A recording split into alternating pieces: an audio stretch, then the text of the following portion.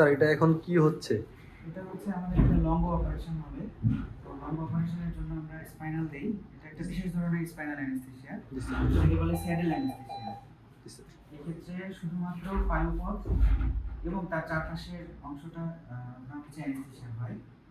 পুরো পা অ্যানেস্থেসিয়া হয় না। খুবই সেফ এবং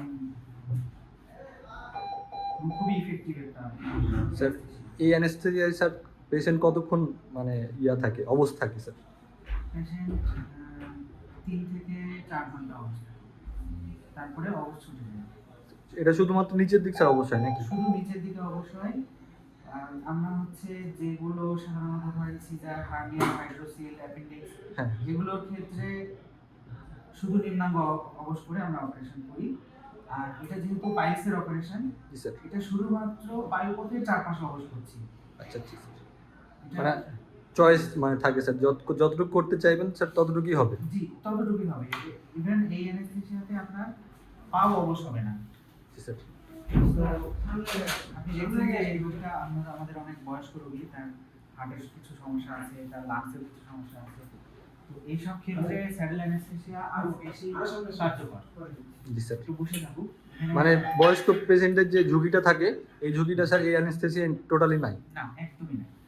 একদমই নাই, কারণ এই অ্যানেস্থেসিয়াতে আপনার খুব বেশি প্রেসার ফল করে না।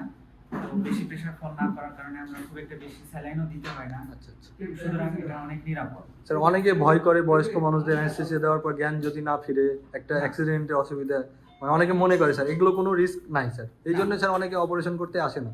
তো এই ক্ষেত্রে এগুলো কোনো মানে সমস্যাই নাই এখনকার স্যার নাকি? না, আমরা যে মডার্ন টেকনিক ইউজ করে থাকি সেইগুলোতে জ্ঞান ফিরে আসার কোনো ব্যাপার থাকে না, কারণ রোগী শুধু নাভির নিচ থেকে অজ্ঞান হয়। আচ্ছা আচ্ছা স্যার। মানে রোগী সব কিছু স্যার দেখতে পাচ্ছে, অপারেশন হচ্ছে। সব দেখতে পাচ্ছে, সব বুঝতে পারছে, আমাদের সাথে কথা বলছে, তার জ্ঞান আছে। তো এখানে এটা নিয়ে ভয় পাওয়ার কোনো কারণ নেই। এই জন্য স্যার অনেকে ওই হোমিও ওষুধ খেয়ে বেড়ায় অপারেশনের ভয়ে স্যার অপারেশন রুমে ঢুকতে চায় না আর কি, যে অজ্ঞান করলে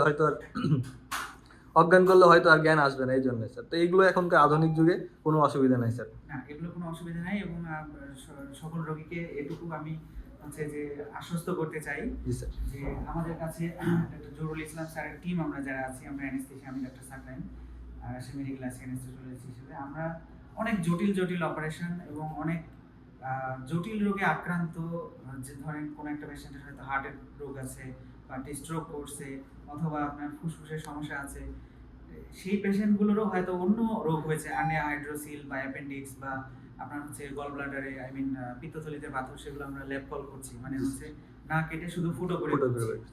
তো এগুলো আমরা সাকসেসফুলি গত প্রায় 1.5-2 বছর থেকে করছি।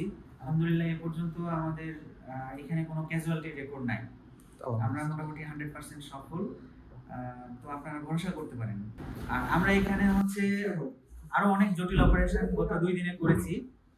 ম্যাক্সিলোফেসিয়াল অপারেশন আর কি। সেইগুলো অনেক কঠিন অ্যানেস্থেসিয়া ছিল এবং অনেক লম্বা সময়ের অপারেশন ছিল, প্রায় 14 থেকে 16 ঘন্টা। তো সেই পেশেন্টগুলোর আমরা অ্যানেস্থেসিয়া দিয়েছি, অপারেশন সাকসেসফুলি হয়েছে এবং রোগীগুলো এখন ভালো আছে, তারা হেঁটে বেড়াচ্ছে। সো আলামিন হসপিটাল এবং ডক্টর জহুরুল ইসলাম স্যারের টিমকে আপনারা ভরসা করতে পারেন। অ্যানেস্থেসিয়া নিয়ে স্যার কোনো ভয় নাই এখন না, তাহলে? ইনশাআল্লাহ অ্যানেস্থেসিয়া নিয়ে এ পর্যন্ত আমাদের কোনো ক্যাজুয়ালিটি নাই। আপনারা নিশ্চিন্তে আসতে পারেন, দোয়া করবেন আমাদের জন্য।